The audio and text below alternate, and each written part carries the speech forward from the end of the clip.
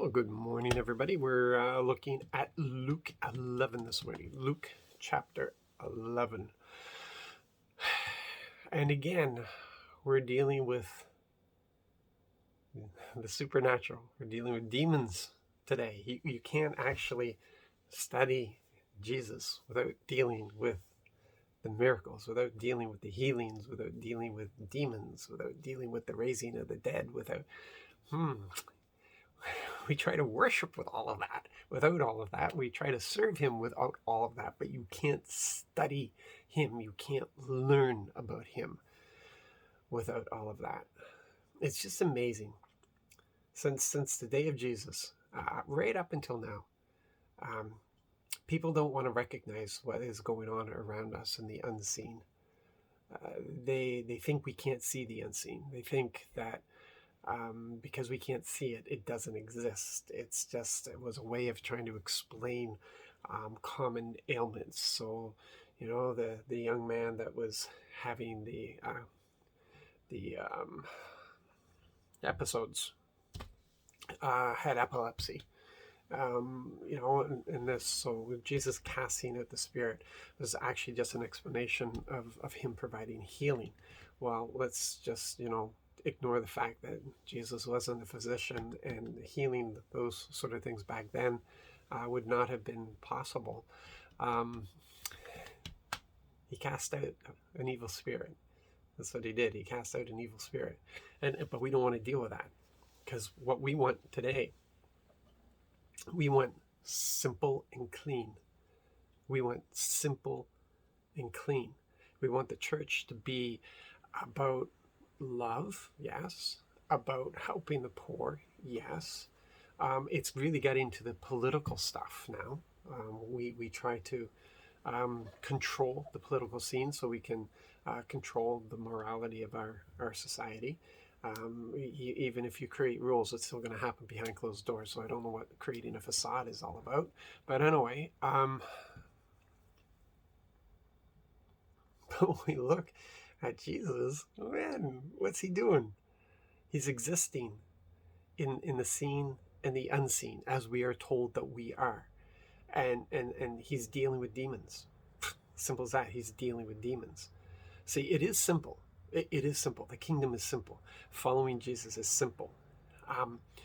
But in order for us to operate in the simple, we also have to recognize the mess. We've got to look around and recognize the mess. Because if we don't recognize the things that are going around, if we don't recognize the dark principalities, then what we're going to do is focus on people. And when we talk about evil spirit, we're actually going to talk about people. In our mind, we might be talking about the devil, but we're actually talking about that person, that president, that prime minister, that mayor, that business leader, whatever. We're going to, and we're not going to recognize the influence that they're under. We're not going to recognize, yes, the human nature, it has a tendency to go to the selfish, to go towards, but there are people who would be considered good people. The problem is that being good isn't enough for salvation. Only Jesus Christ is only the act of what Jesus did for us, the sacrifice, and us believing in that, that will bring us into that place of salvation.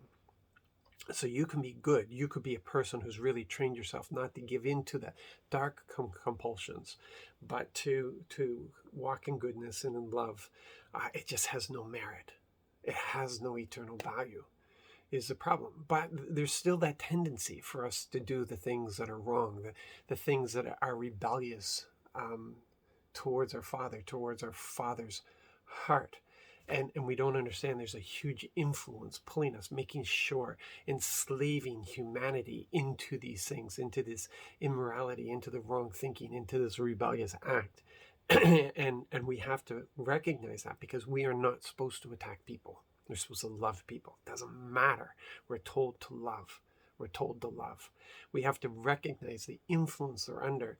And it is by prayer that we come against that. It is by prayer that we fight for them. It is by prayer that we protect our governments. It's by prayer that we protect our leaders. It is by prayer that we fight the fight that we're supposed to fight. We're supposed to cast out demons. We're supposed to send those evil spirits running. We're supposed to deal with that. But you can't deal with it unless you acknowledge it.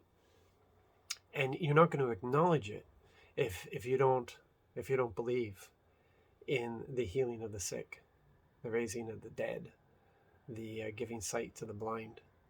If you put any blockages, if anything, then you're denying that our God is the God of the impossible. That our God, that nothing is impossible for our God.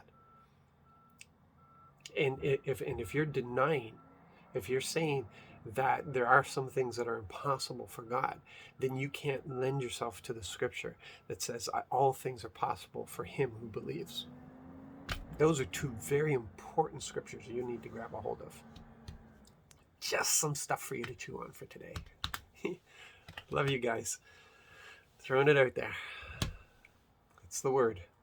Be blessed. Be encouraged. Be a follower of Jesus Christ. Be a miracle worker. God bless.